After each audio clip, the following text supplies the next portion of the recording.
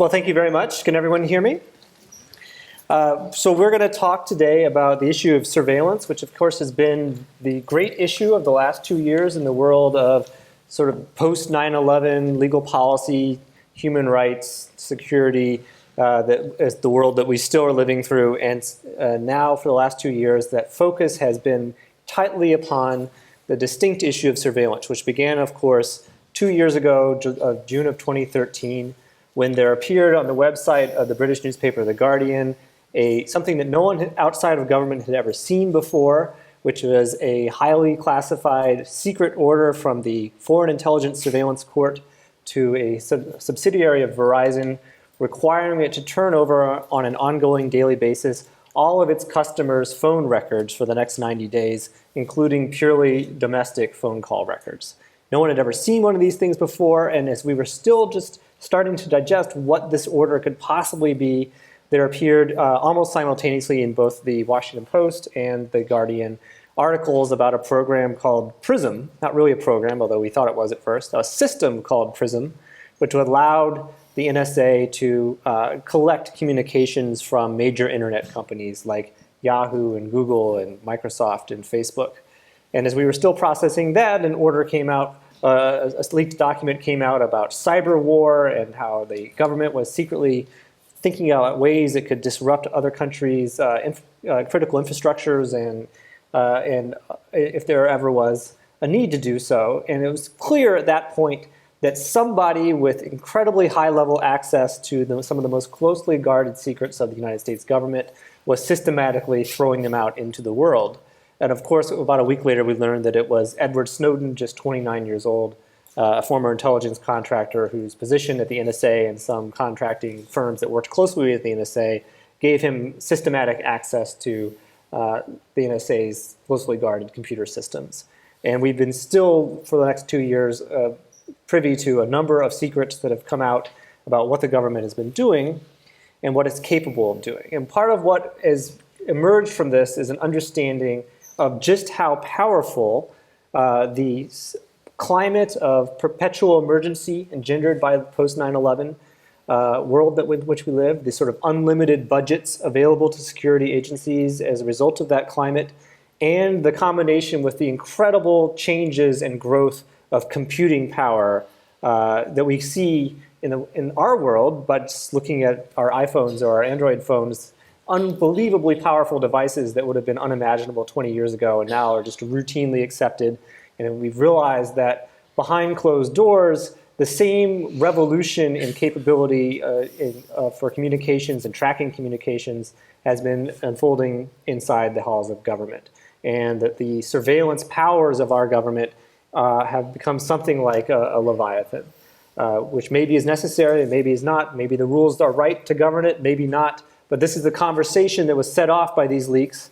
And recently there was a major piece of legislation that went through Congress that was called the USA Freedom Act, which is sort of the first really substantive reform that limited rather than expanded government surveillance power since 1978. And one of the questions is that it? Are we done? Is that the end of this story, or is that just the beginning of more reforms that are coming?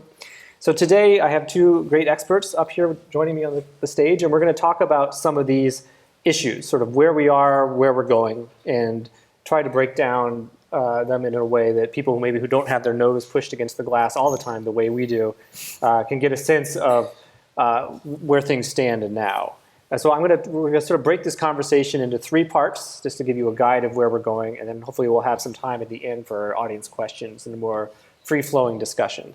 We're going to start by talking about where we've been, especially the Patriot Act bulk phone records program that culminates in this piece of legislation that passed earlier this month. Then we're going to move to where we may or may not be going, which would be reforms to the warrantless wiretapping program, also known as the FISA Amendments Act surveillance, that is going to expire at the end of 2017. And from there, the third part of the conversation will then move to what about what's happening abroad?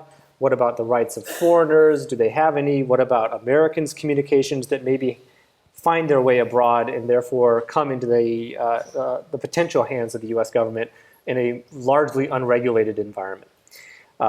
So that's where we're studying. So I am joined today by, to my right, David Medine. He is the chairman of the PCLOB, the Privacy and Civil Liberties Oversight Board. This is a fairly new institution created by Congress. It was created on paper for some time. It didn't really function and only got going, which happened when he got confirmed as a chairman, which allowed its powers to take off. I believe that was in May of 2013. So a couple of weeks later, Ed Snowden unleashes the first of his torrents onto the world. And David says, I know what I'm going to be doing for the next couple of years. And so they have been systematically breaking through some of these same issues, actually in the same order that our conversation is going to lay out. They've produced two major reports, first on the Patriot Act program, and then on the FISA Amendments Act, and they're in the middle of a report on the NSA's overseas powers and activities. And to my left is Laura Donohue, one of the foremost experts in national security law in academia. She's currently the director of the Center of National Security Law, do I have that right, at Georgetown University Law Center. And so between the two of them and hopefully myself, we'll see what we can produce over the next 90 minutes. So turning to the Patriot Act in Section 215. The origins of this are that after 9/11, in the immediate aftermath of 9/11, the National Security Agency, with permission from the Bush-Cheney White House, created a series of new collection and wiretapping activities that were collectively known as the Stellar Wind program. This was one of the most highly classified secrets in the government for quite some time after 9/11. Eventually, it came out from some of my future colleagues at the New York Times in 2005 that the NSA was wiretapping without warrants. And so people called it the warrantless wiretapping program. And President Bush acknowledged that, and there were some legislative reforms. And it turned out that wasn't really the program. That was just a piece of the program. And there were other pieces of it, too. Inside the government, they called them baskets. So there was the content basket. That's the warrantless wiretapping program. But there were also two metadata baskets, one for internet metadata and one for phone metadata. Metadata is records about who was in communication with whom and when and for how long, but not what they said. And so they had a basket in which they were sucking in all the domestic phone records every day of Americans, both domestic and one in foreign. And they had a basket for email communications, who was emailing whom and receiving to. They used this for what they call link analysis or contact chaining. If they knew that David was a terrorist, they wanted to see who he was in contact with. Maybe he was in contact with me and 100 other people. And then he wanted to see who I was in contact with. And I was in contact with 100 other people, as were all those other 100 people, but one of them was Laura. And then they might want to say, well, who is Laura? Is she a terrorist? Is this a hidden cell? We just see the tip of the iceberg here, but there's something hidden in this stew of human connections. That was the purpose and the rationale behind this program. And then in 2006, speaking of the phone program specifically, instead of being based on a raw assertion of executive power, the president can just sort of ignore the law because it's national security, they tried to legalize it. They went to the Foreign Intelligence Surveillance Court, and they got a secret court ruling, which then got re-upped every 90 days, saying, well, there's this provision of the Patriot Act that allows the government to collect records. Maybe we can stretch it so that we can collect all these records with orders from the court. And then you flash forward to 2013, it was one of those court orders that surfaced and brings this into the light at last. And that brings us to David and the PCLOB. They decide, let's figure out what this thing is. They have security clearances, and they are allowed to go and look through the records and talk to the people who run the program and make some sense of it. So David, let's start with, what is it that you found when you looked at this program? At that point, it had been running for almost 13 years, 12 years. What had it done? What had it accomplished? What did you assess? Well, thank you for the introduction, Charlie. Thanks for the festival for having me. Just a couple of preliminary matters. As a government official, I have to disclaim that anything I say here doesn't necessarily represent the views of PCLOB or any of my fellow board members.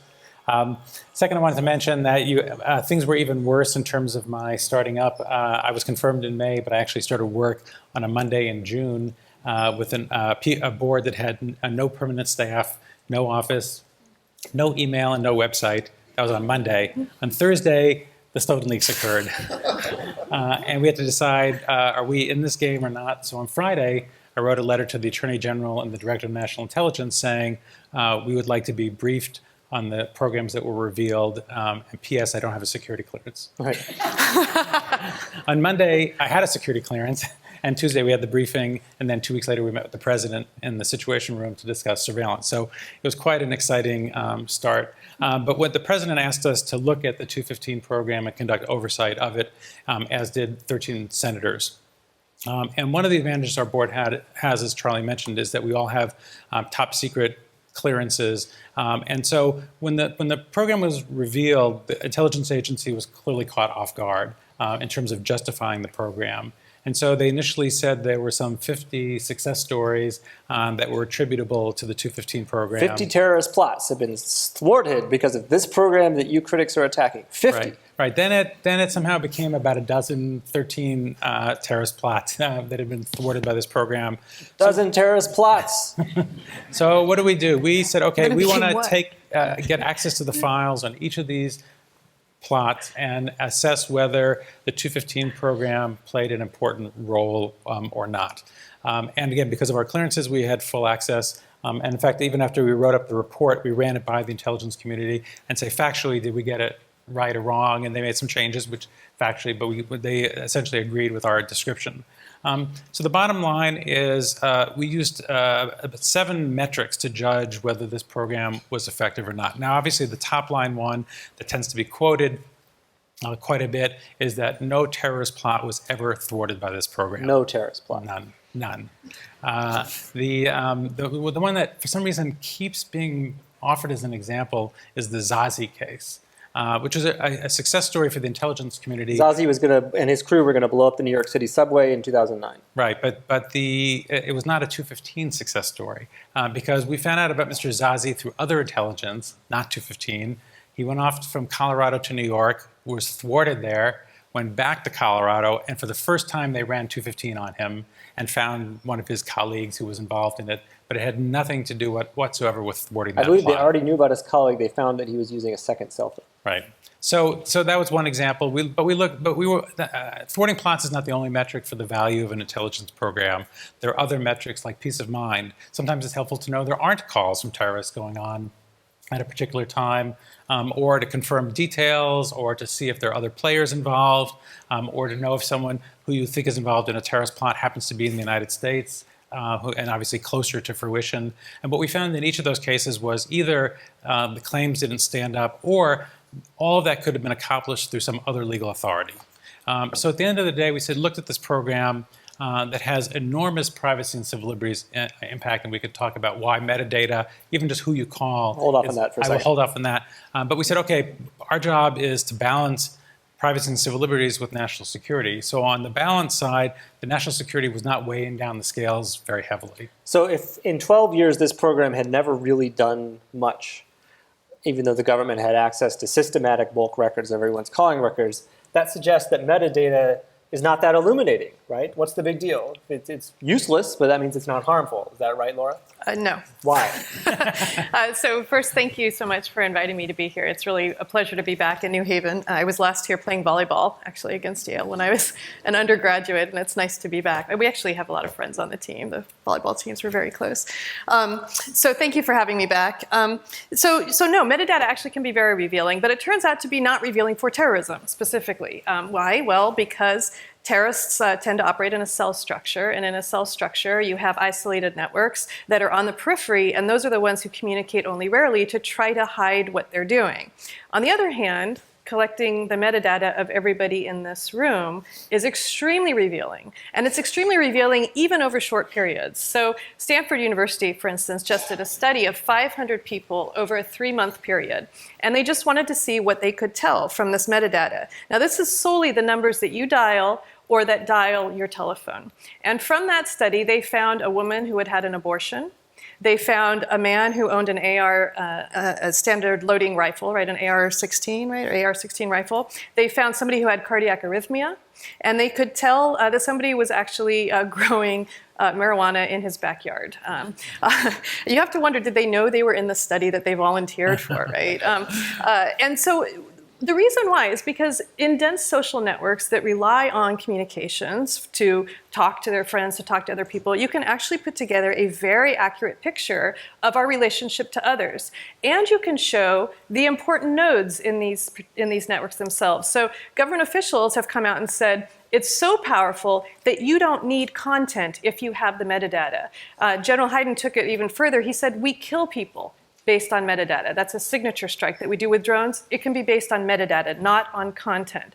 This information is extremely powerful because you can, the idea is social networks evolve over time. They're not stagnant. So if you want a social network to change, first you identify who has the most powerful connections within that social network, and then you figure out either how to neutralize that node or how to pressure them to act in a certain way. In fact, our government has already done this. So USAID recently tried in Cuba to create a new Cuban Twitter, and they called it Zunzunio, which is Cuban slang for the sound a hummingbird makes.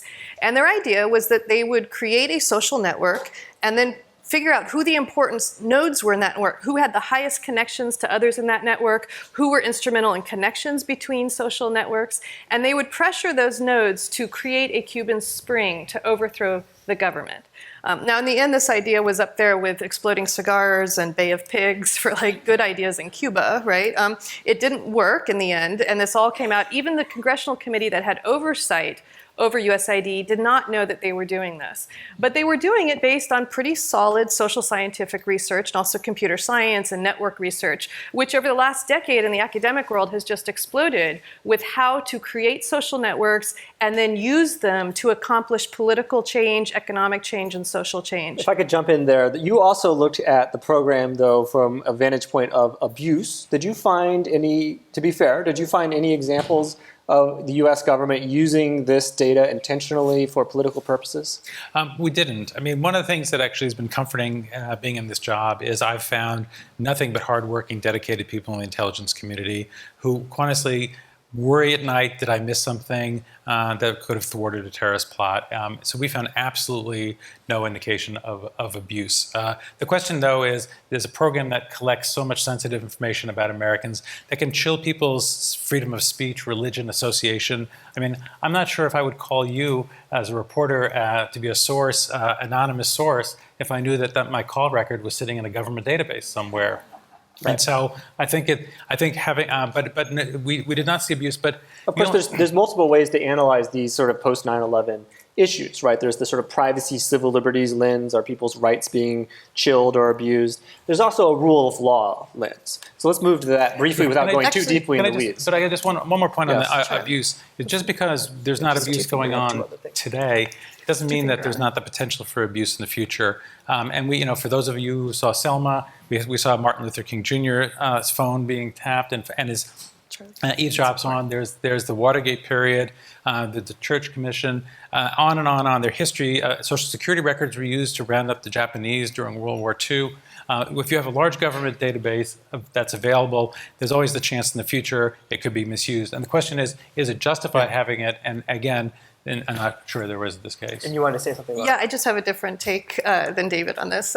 So, of course, it's been abused. There were 19,000 queries of the database between 2006 and 2009. Only 1,000 of them did they use reasonable articulable suspicion the individual was involved in terrorism or that they were seeking foreign intelligence. The FISA court was so upset about this, they wanted to suspend the program. And then there were many, many misuses of that data that were reported and misqueries of that data. In fact, one kind is when individuals used it for dating. So they would meet somebody in a bar, and then they would check them out on the NSA database. Well, I don't think that's the same thing. But that was not the 215 program. It was at 702. Yeah. So let's move to the rule of law now. So your study of by your group didn't just look at was this program useful and was it abused. You also, somewhat controversially, took on the mandate of is it legal? Could you, in sort of, without going too deeply because this is in a law school audience, and what's the sort of capsule summary of what the law actually says, what they interpreted it to mean, what you said, and then what the Second Circuit said? Sure. The one thing I'd go back to is our statute.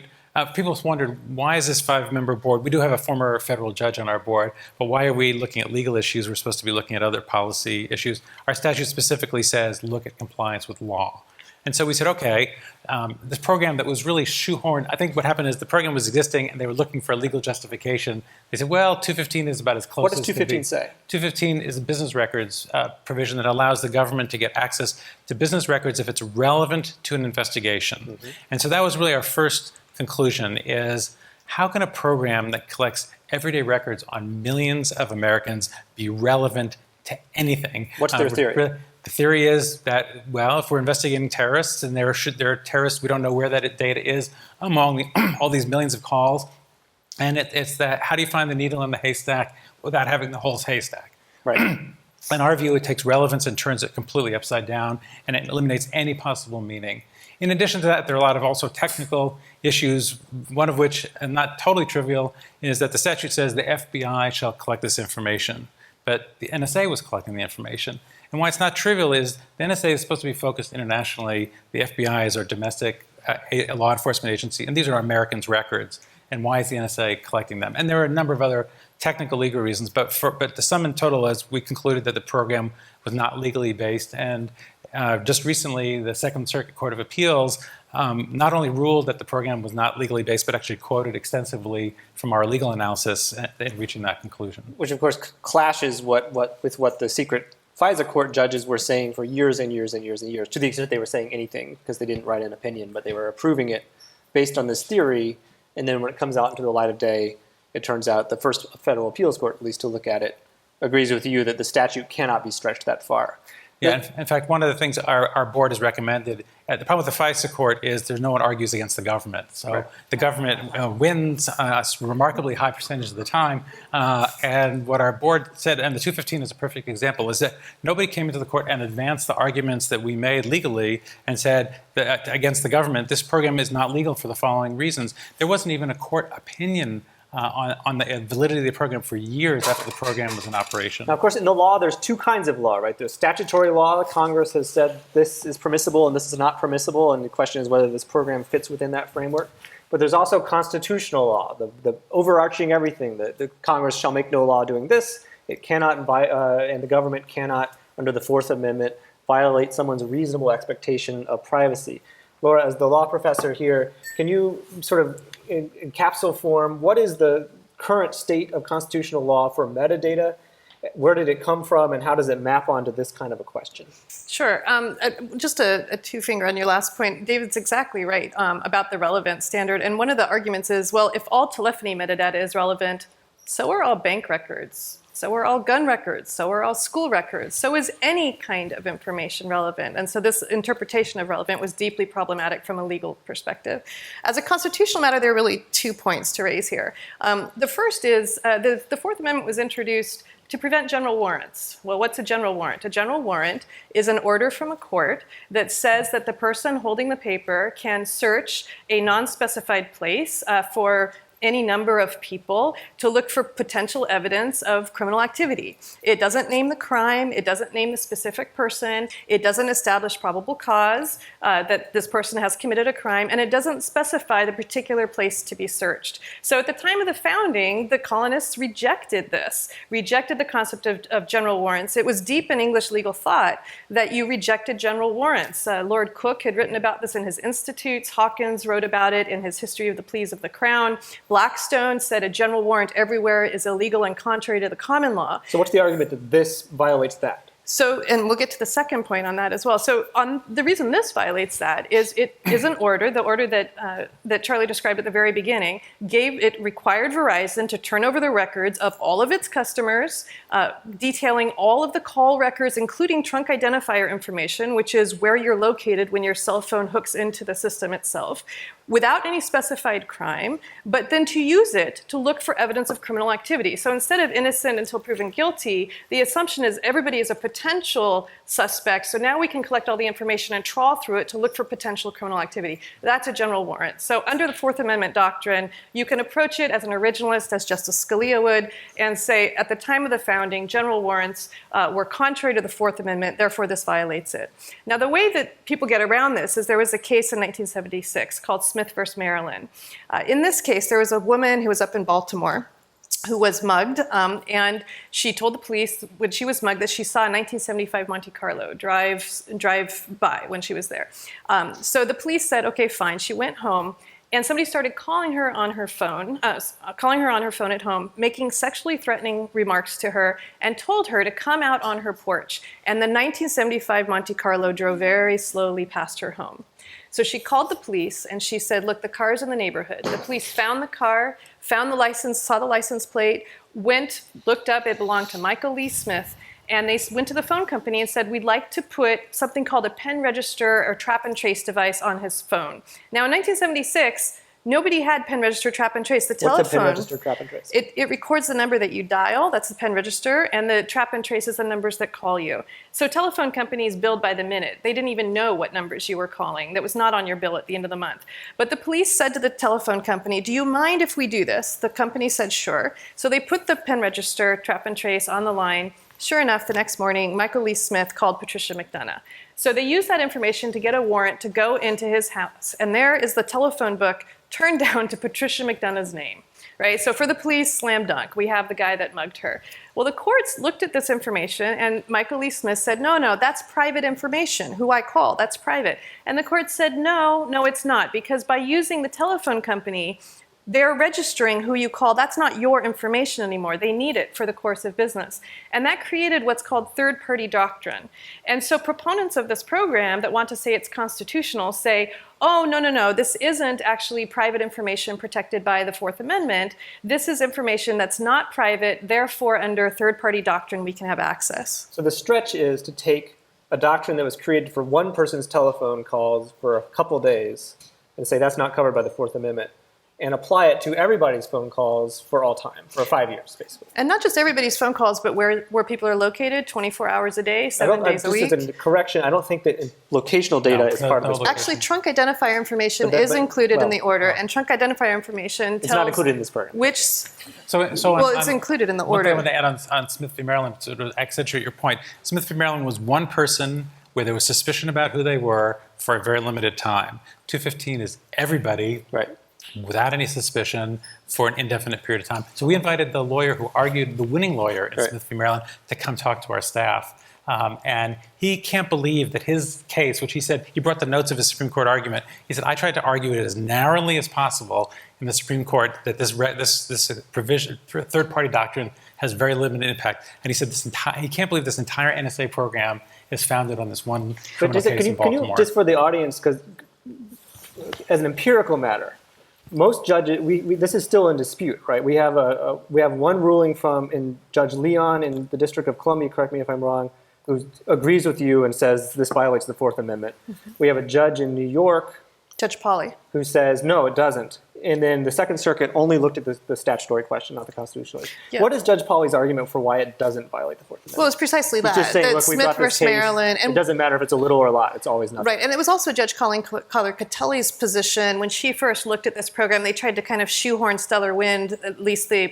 telephony metadata content or telephony metadata portion, into FISA. She disposed of this very quickly under Smith v. Maryland. Judge Egan, more recently in August 2013, in like a page and a half, said Smith v. Maryland controls.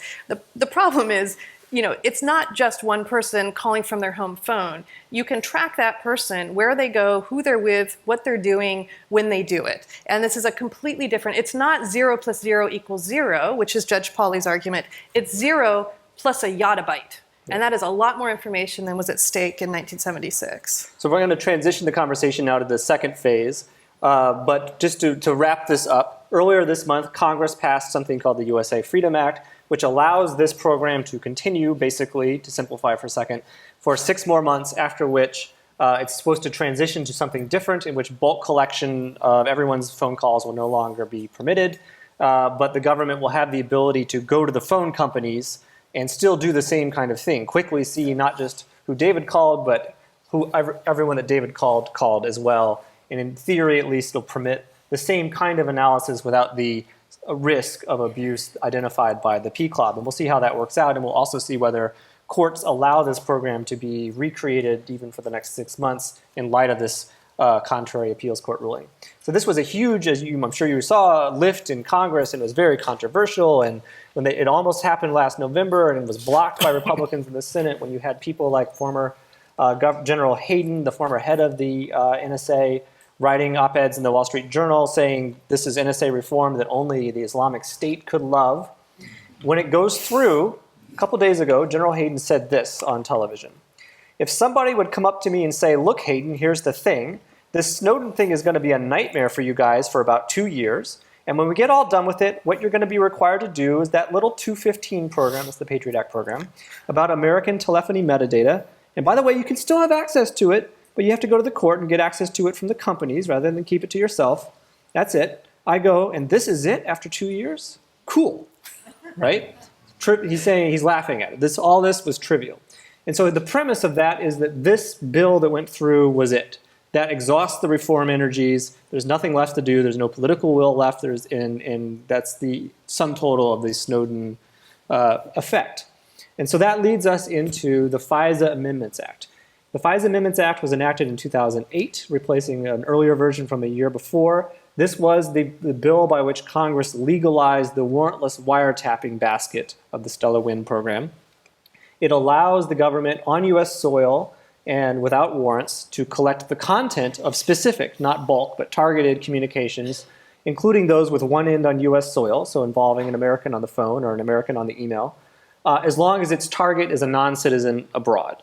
And it's been used, this was what the basis of the PRISM system that was the second Snowden leak to be published. And it's by all accounts a much bigger and more important and more robust program than the 215 program in all kinds of different metrics. This was also the second thing that was studied by the PCLOB, by David's group. And this law expires on December 31st, 2017. So just as the Patriot Act was going to expire on June 1st of this year, and that was a forcing action for some kind of legislation in Congress, because if they didn't pass anything, it was just going to go away. There may or may not be a forcing event in 2017 at the end that might also lead to some changes or not. It was renewed at the end of 2012 without changes. So, David, let's start, I guess, by what did you find just on a pragmatic level, and maybe a legal level as well, when your group studied the FISA Amendments Act program? And is there, well, we'll move there in a minute. What did you find? Well, again, we started from scratch and looked at the 702 program, which, as Charlie says, involves targeting. Again, targeting. It's not bulk collection. It's targeted collection, this time of contents of phone calls and emails, not just metadata, but focused on it's called U.S. persons or non-Americans overseas where there's foreign intelligence value. So we looked at a couple things. One is it legally authorized? Yes, in our view. The statute says collecting information on non-Americans overseas for foreign intelligence purposes, that's just what the government does, meets the statute. There's a lot of debate. Some people didn't like the statute, but we got it. It was passed by Congress, and that's just what they did. There wasn't a weird interpretation like with the Patriot Act. No, it was just doing pretty much what the law said to do. So this is how the democratic process should work, where we debate a law, and then the Congress ultimately votes the authorities to the government, and the government exercises those authorities. On the efficacy side, we found that the program is actually very effective. It has thwarted numerous terrorist plots. It also provides valuable information to decision makers in our government, including the president and senior officials. So while it has obviously privacy and civil liberties impact, this is a program, again, where the balance is struck. There's a lot of weight on the efficacy side that really does provide benefits to the country.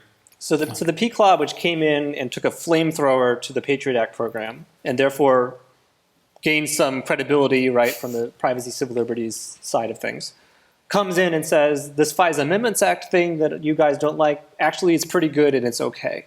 But does everyone agree, Laura? What do you, on the collection side, is the wiretapping without warrants, one in domestic, one in foreign, as long as the target's a foreigner?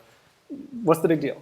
Okay, so strongest argument in favor of this is when FISA was introduced in 1978, if you were a bad guy in London, or let's not be gendered, bad girl, right, in London, calls bad girl in France, that the government could wiretap. And I would defend that. I think most people would defend that. If you're a terrorist overseas talking to another terrorist overseas, our intelligence agencies should be able to collect that information. Well, here's the problem. With the advent of the internet, now you're the bad girl in London and you send an email to the bad girl in France and it gets routed through the United States. Suddenly you have to go before the Foreign Intelligence Surveillance Court and get a specified order, and higher protections go into play because we've drawn a border around the United States, and anything that comes within US borders, because we want to protect civil liberties of American citizens, has a higher standard. And so the government argued at the time, they said, look, this is ridiculous. We still have these two terrorists overseas, but because it happens to be routed through the United States, we have a higher standard that we have to meet. So it made a lot of sense in 2008, in my view, to introduce the Foreign Intelligence Surveillance Act Amendments Act. Here's the problem. If I text Charlie right now, if I pull out my phone and text him, or if I send him an email, it might go to Montreal and then come back down to Charlie. So now, My totally domestic communications with Charlie can get picked up because it happens to go internationally, and it might be picked up through PRISM or upstream collection, particularly upstream collection. So the government has interpreted the law to mean that it's not just communications to or from the target. And by the way, there's one order with 89,000 targets listed, actually 89,000 some odd targets listed on this one order authorizing the program. But anything to, from, or about the target or the selector. So what this means is that a fair amount of internet traffic is being monitored, and they're looking for potential connections to any of these targets or selectors associated with the targets. And what ends up happening between this and something called multi-communication transactions, where communications... Can I jump in for 1 second? Because you're talking about something that's a slightly esoteric and important side consequence because of the way that the network works. But there's also a more fundamental, for this audience, there's also a more fundamental thing that's controversial about the FISA Amendments Act, which is truly international communications. You're calling someone in Montreal, or there are Five Eyes. You're calling someone in India, or someone in India is calling you, and the government collects that because they're targeting the person in India. What, incidentally, can you explain why that's controversial? What's the argument why the government shouldn't be allowed to collect that without a warrant? So if my daughter does a study abroad program, say she goes over to Spain, if I call her, that information, that can be picked up, that conversation can be monitored. That's problematic because that is a domestic conversation dealing with domestic... Well, your daughter's an American. What about... My daughter's an American. My daughter's an American citizen. So the way the law... It has to be a non-American. No. Only for targeting. This is incidental collection. So conversations can incidentally be picked up. And whenever the government has been pressed for how many Americans' communications have been incidentally picked up, they cannot even provide an answer. So Senator Wyden, Senator Udall, a number of people have tried to get an answer for exactly how many Americans' communications have been intercepted and monitored in this way. They cannot even provide an answer because there are so many. So can I? Yes. So obviously there's another form of incidental collection where there genuinely is a foreign target who is a foreigner, but who happens to be in communication with an American. They collect that person. And then now what? So is there a room for reform if Mike Hayden is wrong and there's political will? And if so, what would it be? Right, and why? So I think the reform is, again, to sort of follow up on this example where we're targeting someone overseas, and people overseas talk to Americans from time to time. Even if they predominantly talk to people, Europeans, occasionally they call someone in America. It could be a relative, it could be a friend, and we're collecting those so-called incidental communications into the government's database. So far, I think so good. The question is now we say, okay, we've collected all these communications. I wonder if Laura Donohue is doing some bad things. So we take this vast database where all the targets were non-Americans, and let's say, let's search for Laura Donohue's communications, all her emails, all her phone calls. We've now shifted the focus from an international program to a domestic review of communications. And it's fair to say it wouldn't be all her phone numbers. It would just be the phone calls. It'd be those in which she happened to be talking to her about a target. Caught in the 90,000 targets overseas. Right. The question is, constitutionally, should we allow our government to search for the contents of Americans' for conversations and emails? I actually was a dissenter in the PCLAB's report last on this subject, and my position is that you should have to go to court and get a federal judge to approve the search of Americans' data. So once you've shifted your focus, if you want to search for Osama bin Laden's data, go for it. So before you get to your position, so the issue is, this is the so-called backdoor search loophole. The government is looking at David, some FBI criminal agent. He's looking at him, is he cheating on his taxes, or is he whatever? And he does not have enough evidence to go to a judge and get a wiretap order on David. He's suspicious of him, but he doesn't really have anything to show for it. But it turns out that there's this vast database which has sucked in huge amounts of communications, and some of them may be a communication to or from David from some foreign target.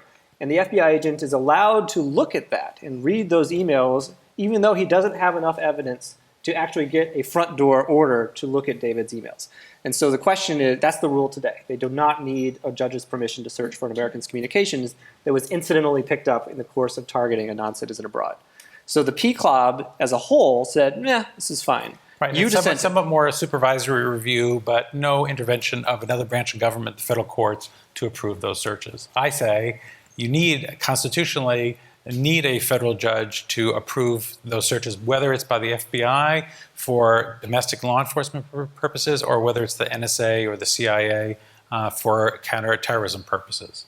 And the House of Representatives recently just voted to require just that, which is no backdoor searches without a warrant. There's some serious doubt as to whether the Senate will adopt that provision, but I think that keys it up for 2017, where I think that could be a very significant reform, is to protect Americans' rights more by requiring court approval. So this is the question of Congress. Should Congress change the statute that it wrote before?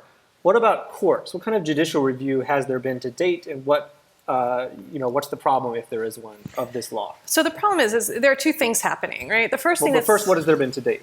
Has there been a judge, a Supreme Court, has it looked at this law? Well, so one of the problems is when this came up before in Clapper, in a case that was decided actually the spring before the Snowden releases, Justice Alito bought Don Verrilli, the Solicitor General's argument that, well, if somebody is being charged with information obtained under Section 702 for criminal activity. Section 702 is the FISA Amendments Act. Is the FISA Amendments Act. So there was a case brought by. There was a case brought by.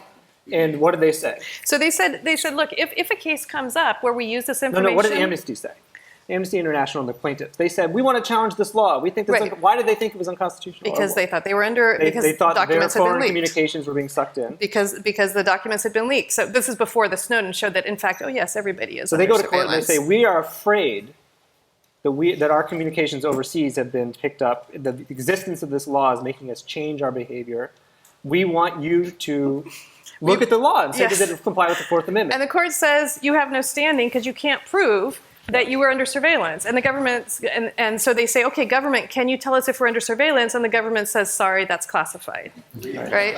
So what does it mean to not have standing? When the case goes to the Supreme Court. To demonstrate that there's been a harm that's been done to you, that a case or controversy, under the case or controversy provision. No, but provision. it means the case goes away with or without the... Case goes away. Justice Alito said in the opinion that he was relying on DOJ's representation, the Solicitor General's representation, that if somebody were to be charged with criminal activity from this information, because the real problem is the convergence, right, between foreign intelligence and criminal law, that they can now use foreign intelligence to just cast about for potential information that they can bring to prosecute you. So if someone is charged, if somebody is charged, then what will happen? Then they will be told it was under 702 and they can challenge the constitutionality. But for now, did they look at the constitutionality? So it turns out that wasn't an accurate representation. No, but before you get there, did they look at the constitutionality? No. So the point is that went all the way to the Supreme Court and they threw the case out without ever answering the question that everyone wanted answered, which is, what do you think? Fourth Amendment, good or bad? Right? It was thwarted. We'll look at that later because the government will show a criminal defendant. That's the person who should bring the case, not you, Amnesty International. And what you've been trying to get to, and I keep interrupting you, is what's the problem with that representation? The problem is it wasn't true. DOJ was not informing defendants. In fact, there were a number of documents released by Snowden that showed that the DEA, for instance, was specifically instructed on how to do something called parallel construction, where they would be tipped off from the 702 data, and they would have to create an alternative evidence trail replete with probable cause and warrants so that nobody would ever know that they got the information from 702. They would fake the history of how the case had unfolded. They would fake the history, or they wouldn't tell the defendant that they had 702 information used against them. And the result of that was no... The result was nobody could challenge it. No one knew.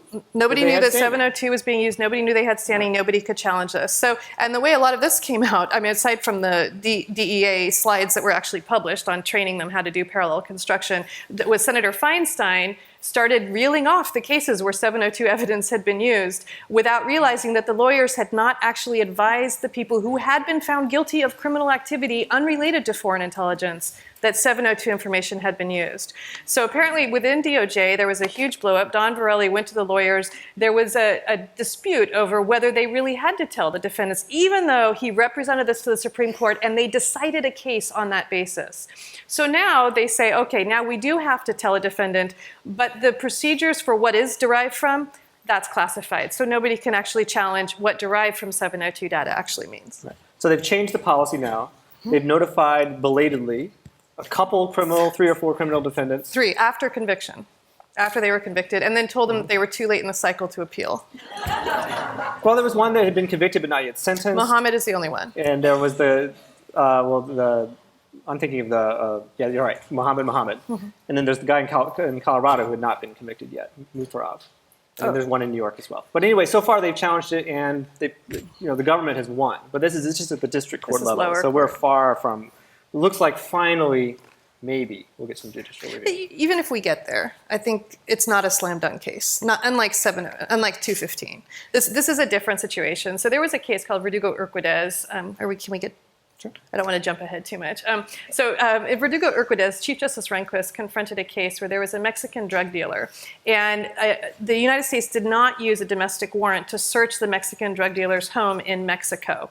And when this case came up, Chief Justice Rehnquist said at the time that non-U.S. citizens do not have a Fourth Amendment, do not have the protection of the Fourth Amendment. It only applies to citizens, right, overseas. So the idea that this program targets foreigners overseas really takes it out of traditional Fourth Amendment activity. The problem is that this is really emblematic of two very serious issues. First is creep, intel creep. So this program started, it should be targeted at foreigners overseas. Then it becomes programmatic, so we're collecting massive amounts of information. Then it becomes not just information to or from, or communications to or from the targets, but anything about the targets or about the selectors, so we see more creep. Now we see this information being put in databases, and PCLOB's report, that I commend David for his dissent on this. They actually acknowledge the FBI routinely queries the 702 database for unrelated criminal activity. They do it so often they don't even keep records of this. This is in the PCLOB report. So the idea is now it's being applied to criminal law across the board. And so we're seeing this creep of the agencies. That's the first problem. The second is we're seeing the breakdown of borders. So we have relied on the borders of the United States to keep our information protected and to preserve the right to privacy. Actually, that's a great transition to the third topic, and I'll come back to you to make that point. So we've dealt with 215, the Patriot Act. There's been congressional reform. Some people think it's a big deal. Some people think it's trivial, but it happened. No more bulk collection. Coming up is this one in domestic, one in foreign stuff, FISA Amendments Act that we've been talking about. The big issue is, should there be a warrant required before you search for an American stuff that was incidentally collected while targeting a foreigner? There remains a third broad category of topic, which is usually foreign to foreign intelligence, or at least where the NSA is operating outside of the territorial U.S. This is not regulated by statute for the most part. It's regulated. It's considered inherent executive power, and it's regulated by something called Executive Order 12333, which governs the use of all kinds of foreign intelligence spying type national security stuff outside of the United States. The PCLOB is currently tackling 12333, and it is something that's gotten a lot less attention, in part because there's just less to know. There's no court that's overseeing it. Congress does a lot less of oversight over it as well, because it's just sort of assumed, well, that's okay. There's no Americans over there, so at least from an American government perspective, we don't care. But there's starting to be some hints that maybe there's been a great deal of misdirection, and maybe we should pay more attention to that kind of NSA surveillance, even from a purely parochial American perspective. Why?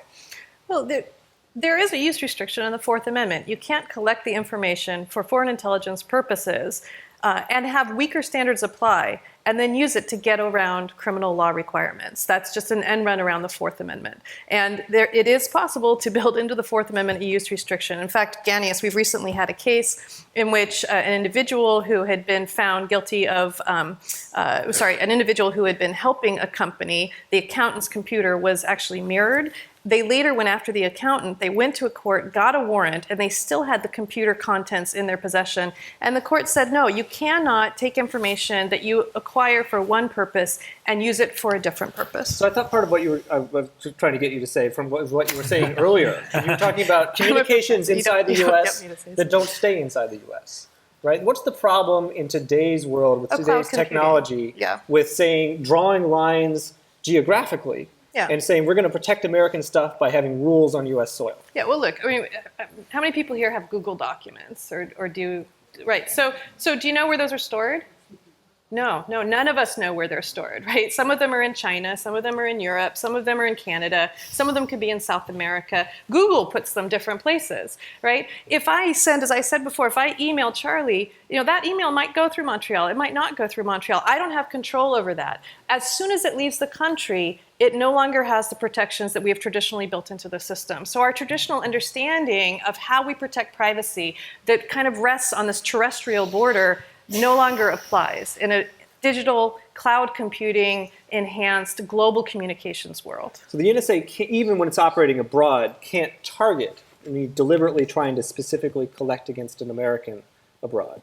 But it can suck in content without targeting anyone in bulk abroad. Actually, right? that's not quite true. They can target an American just under a different section, 703 or 704. And 703 is when it's collected on domestic soil, targeting an American citizen overseas. But I mean without a 704, right. So they can actually target with an a American. warrant. I'm saying they can't target an American without a warrant. But what I'm trying to get at is the rules melt away when you get beyond the U.S. border for some extent. And the point you're making is communications flow all around the world, and so we're protecting it here and we're not protecting it there.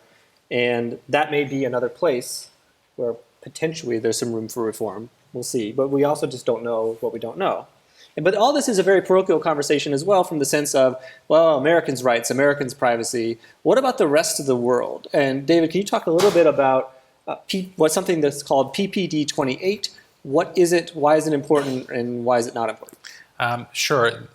Again, I think if you look back at the reactions between the difference between 215 and 702, Americans were very concerned about 215 because it was Americans' data. 702, not so interested. But if you 702 is the FISA 702 is the FISA where we're targeting non-Americans. If you go to Europe, quite the opposite reaction. They're quite concerned, not surprisingly. And of course, Angela Merkel is quite concerned back when her phone calls were being listened That's right. to. So just to jump in, right? The PRISM article comes out and it's like, oh, the NSA is sucking stuff out of Facebook and Gmail and Yahoo Mail and Hotmail. And then the government's response is this initial article is wildly overstated and overblown in a couple of different ways, one of which is it doesn't make clear. This is the FISA Amendments Act. Everyone knows this is happening. This is a public law, and we can only target foreigners. So like all this sort of overheated rhetoric about how millions of Americans have their accounts in these companies is totally irrelevant because we're not targeting those Americans' accounts. It would be illegal for us to do that. So Americans, at least who pay attention to the corrective moment, are like, oh, okay. But people in Europe are like, so? I'm not an American, so you're still sucking, and I use Gmail, and I use Yahoo Mail. That's no comfort at all.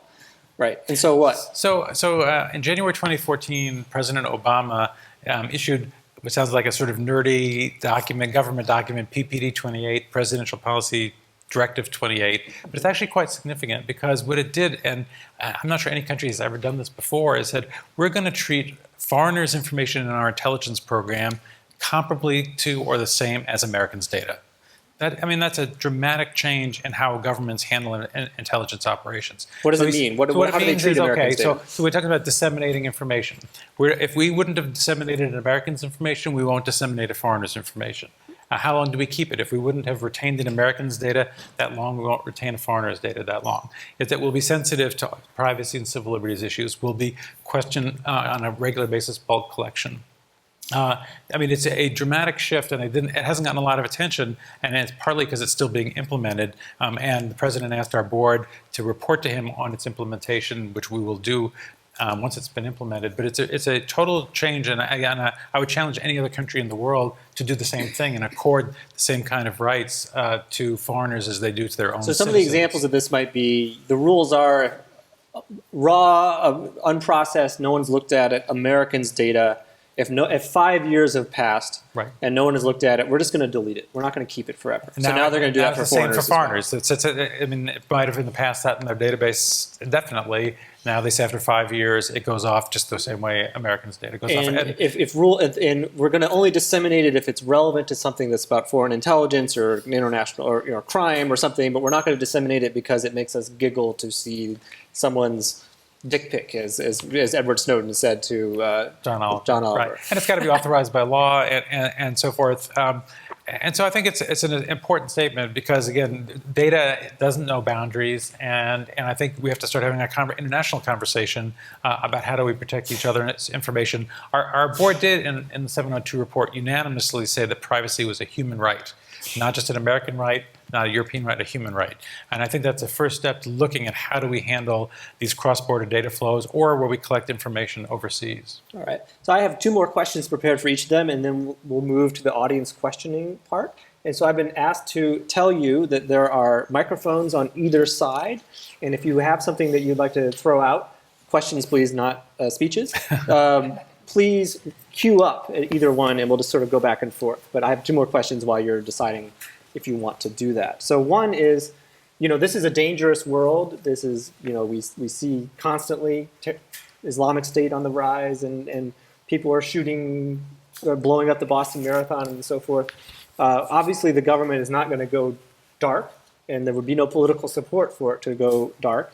And technology exists, it's going to be used. Is the answer to all of this more oversight? If there's a problem, is it just that there's a risk of abuse, there hasn't been proof of deliberate politicized abuse?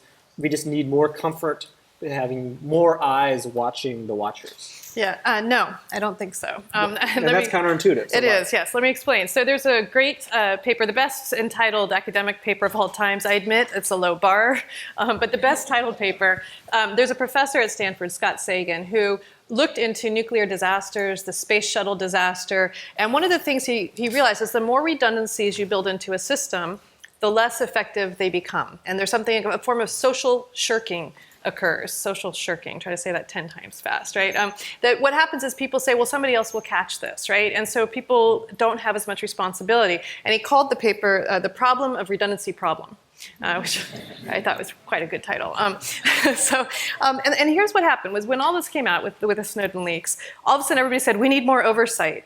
No, we need more robust oversight. So here's the problem. The Privacy and Civil Liberties Board report, I think, was really instructive. They released hundreds of facts that we hadn't realized before. And you realize from their report, from the information that's been leaked, and from government information that's come out, that actually it was one judge in FISC that accepted this ridiculous argument that all information is relevant to counterterrorism, therefore everything is relevant to counterterrorism. It was one person in a secret legal interpretation in 2006 that allowed them to collect the telephony metadata of everybody in this room for 9 years. That's problematic. Although a lot of judges came in behind them, and that was Judge Howard, and SEP said, yep. This is another problem, right? Because so what happened was FISC was created in order to see whether the government had probable cause that an individual was a foreign power or an agent of a foreign power, and probable cause that an individual was going to use a facility to be placed under surveillance. That was their function. So as David mentioned, there's no adversarial counsel at FISC.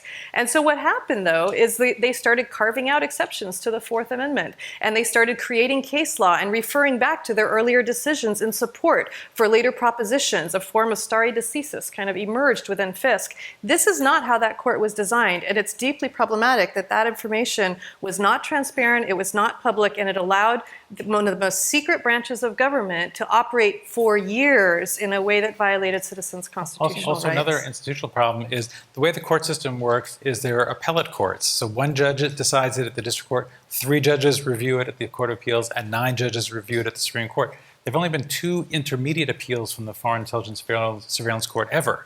And so there's the review process where you have more heads, more eyes looking at it, more views, just doesn't happen. So relying on one judge, that's not how the rest of our federal judicial system works. And it shouldn't be the same And why there have been so few appeals? The FISA court is set up in 1978. Well, there's nobody's going to appeal it. The government's on the other side, and the government... And like every other court, there's only one side that appears before the FISA court, the government. So if the government wins, it's fine with it. Only if the government loses is someone there to even know to appeal. But they won against when the adversary didn't show up. And so, again, it's not surprising, but that's where the reform comes in, where now that we will have an amicus who appears under the USA Freedom Act that was just passed, we will have someone who comes in important cases and argues against the government, and now we have a structure that allows for appeals. I think it'll make it a much more rigorous oversight of what the government's doing. So part of the problem is FISC and its deference to the executive branch. So of 18,000 applications for orders, Foreign Intelligence Surveillance Court, of 18,000 applications for orders, only 3 were denied prior to 9/11. Since 9/11, only 8 have been denied in whole or in part. This is a court that, as of the Snowden releases, of the 20 judges who'd served on it, only 3 had been Democratic appointees. The rest were all Republican appointees. And the Foreign Intelligence Surveillance Court of Review, which is their appellate court, when the government did lose a couple of cases and went twice to a Foreign Intelligence Court of Review, on one of those panels that brought down the wall between national security and criminal law so that now you can use FISA, the Foreign Intelligence Surveillance Act, even when the primary aim of the investigation is criminal in nature. 2 of the judges on that court thought that FISA was an unconstitutional restriction of the executive branch's powers in the first place, and that the executive branch should have more powers. And how do judges get on the FISA court? They're appointed by the Chief Judge of the Supreme Court. It's supposed to be diverse. And who else gets to check that power? Nobody. Nobody. So those judges in that era were handpicked by Chief Justice Rehnquist, and today's FISA court is handpicked by Chief Justice Roberts. And So therefore, are we surprised, right, that it's very heavily stacked towards very conservative judges? To the extent that the appointment process reflects a certain political ideology of expanded executive power, this matters. But I would add it's not just the court and their lack of adversarial counsel and also their lack of technological expertise. They didn't even know what questions to ask the NSA to try to police these complex algorithms that were being applied in the collection processes. But there's also a problem in Congress. So in Congress, 93 of the junior members of Congress were not allowed to read the reports that were submitted by the intelligence agency prior to renewal of the Foreign Intelligence Surveillance Act Amendments Act. 93 were not even allowed to read it. The Foreign Intelligence, the committee, the SISI, the Senate Select Committee on Intelligence, it used to have term limits. But in 2004, they got rid of term limits. So we now have senators sitting on this committee for 15 years that they have been talking back and forth with the intelligence agencies, and there's risk of intelligence agency capture of these senators who are on there. So there are structural reforms that could also accompany how oversight is conducted in Congress. There's another structural issue in Congress, which is members of Congress have staffs, and members of Congress have to cover the whole array of issues, and so their staff advises them, it helps them understand them. But most congressional staff are not entitled to get access to classified information. So only the Senate Intelligence and House Intelligence and a few in the Judiciary Committee, but by and large, the vast majority of members of Congress can't have their staff look at these documents. The member themselves has to go in the basement and read through hundreds of pages of court decisions, and we know they've got their busy schedules and they're covering agriculture and defense and things like that, and so they're handicapped and they have to rely on the intelligence committees. And so one reform would be to allow members of Congress's staff to help them by seeing these documents and analyze them and let the members make a more informed decision. So just to add to that, I agree with this, and I find this a very curious argument. When members say, "Well, what was I supposed to do?" It's hard for me to get to a SCIF to take the time to read it. A SCIF is a place where you're allowed to read classified Sensitive, information. yeah, that's right. So it's a special room without windows that you have to go to without electronics to read the information. And they say, how was I supposed to do that? Or I knew about this information, but I couldn't discuss it publicly. What was I supposed to do? And maybe I'm kind of old-fashioned, but I think you vote no, right? Isn't that what you're supposed to do? So the question isn't, do we need more oversight? It's, do we want to have legislators actually read what the intelligence agencies are doing? The amount of reporting required under these statutes is incredible. In fact, I would argue there's even too much required. The problem is more robust oversight. By the way, I should add just one great thing about, in my current job, about working in a secure facility with no phones and no computers, is people actually pay attention at meetings. Nobody is sitting at a table texting, checking their Facebook page. You actually have to listen. So I think it's a rule that maybe we want to apply. I almost want to end on that topic, but I do want to ask you slightly off topic. But speaking of Congress, if you were paying attention to recent amendments being passed on the National Defense Authorization Act this year, David and his board, the PCLOB, came up, and it turned out that the Congress was trying to strip them of the authority, if they have it in the first place, to look at covert actions like targeted killings with drones and so forth. What was that about, and where did it come from, and what does it mean? Well, again, we rely on sort of reporting in the press, but I wrote an article. I started this talk by saying everything I say today is in my own name. I wrote an article in my own name suggesting that there be an oversight board in the executive branch for targeted drone killings of Americans. For some reason, that was suggested that somehow our board was overreaching.